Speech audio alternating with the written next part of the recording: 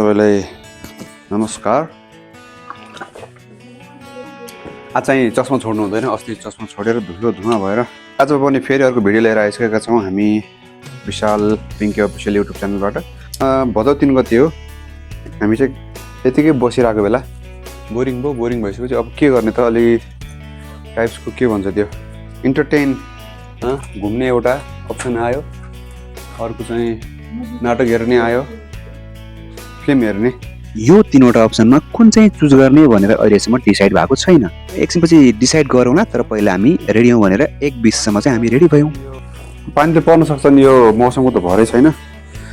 ल finally ready भइयो। यति नै हो, योभन्दा अरू के गर्ने हो र। 3टा अप्सनमा चाहिँ अब के गर्ने भन्ने कुरा हो। 3टा अप्सनमा चाहिँ धेरै भयो फिल्म नहेरेको, फिल्म हेरिदिनु भन्ने। फाइनली फिल्म हेर्ने डिसाइड भयो, तर फिल्म पनि इङ्ग्लिस हेर्ने कि हिन्दी हेर्ने कि नेपाली हेर्ने, यसमा फेरि कन्फ्युजन भयो यार। यो पटक भने गोला पर्था गरौँ है त। इङ्ग्लिस नेपाली हिन्दीमा कुन पर्ला तपाईँले केही गेस गर्न सक्नुहुन्छ? मलाई त जुन पऱ्यो पनि नो टेन्सन। इङ्ग्लिस पऱ्यो, इङ्ग्लिस हेर्ने फिक्स भयो। यी कुरा धेरै नघुमाएर स्पाइडरम्यान हेर्ने भन्ने हो। स्पाइडरम्यानको बुकिङ भइसक्यो, हेर्दै गरौँ। अनि सब्सक्राइब गर्नुभएको छैन च्यानललाई सब्सक्राइब गर्नु होला। तर मेरो भाइले चाहिँ अस्ति स्पाइडरम्यान हेरिसकेको रहेछ। स्पाइडरम्यान त्यति धेरै मलाई चाहिँ ठिक लाग्दैन दाइ, त्योभन्दा बरु हिन्दी आवारपन हेर्नुहोस् भनेर भन्यो। भाइको सजेसन अनुसार हामी आवारपन हिन्दी फिल्म हेर्नलाई रेडी भयौँ।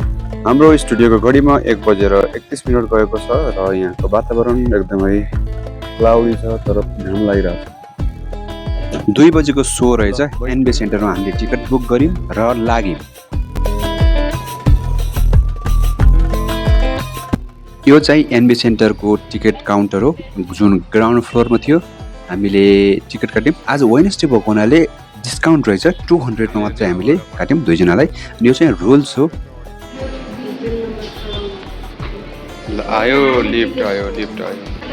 ल हिँड्दै जाउँ, हामी लिफ्टमा चढेर हिँड्दै जाने भन्ने कुरा हो। एनबी सेन्टरको सिनेमा हल चाहिँ 4th फ्लोरमा छ। हामी ग्राउन्ड फ्लोरदेखि नै हिँड्दै गयौँ। 1st फ्लोरदेखि 4th फ्लोरसम्म हामी लिफ्टमा चढेर हिँडेर किन गयौँ, त्यहाँ कारण छ।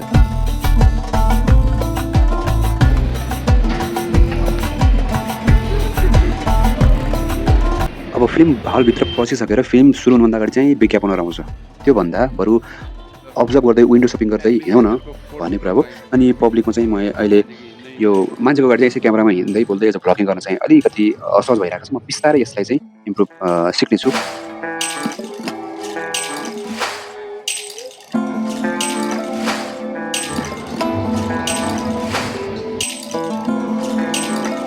यस 4th फ्लोरमा पुग्यौँ। त्यहाँ टिकट काटेर भित्र छिर्नको लागि हामी गयौँ। यत्रो बेर हामी घुमेर आउँदा पनि अझै फिल्म सुरु भएको छैन यार। ल अब चाहिँ फिल्म सुरु भयो। हामी एकछिन फिल्म हेर्छौँ, त्यसपछि हामी कुरा गरौँला।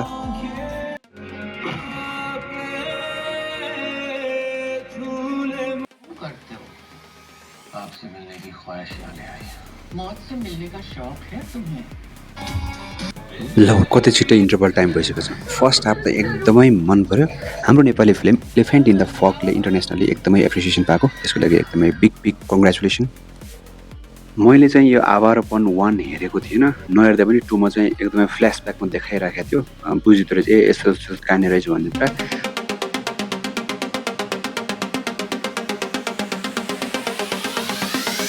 मिनी पपकर्न लिएर गयौँ।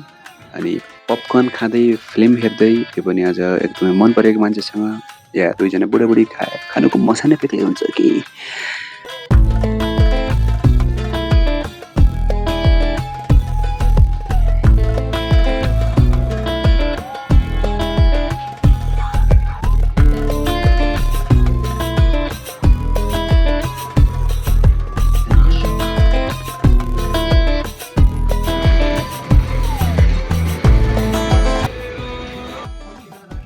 तुम्हें कीमत चुकानी पड़ेगी, मंजूर है?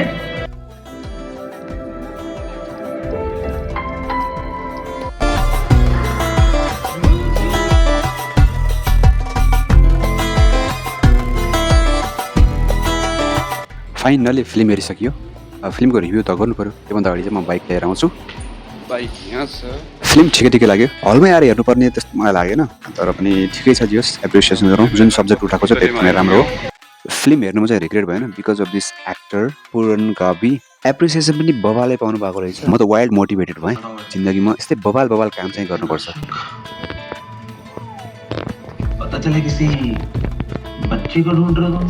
क्या नाम था उसका? ओ नो, घर पुग्दाखेरि 7 बजिसकेछ।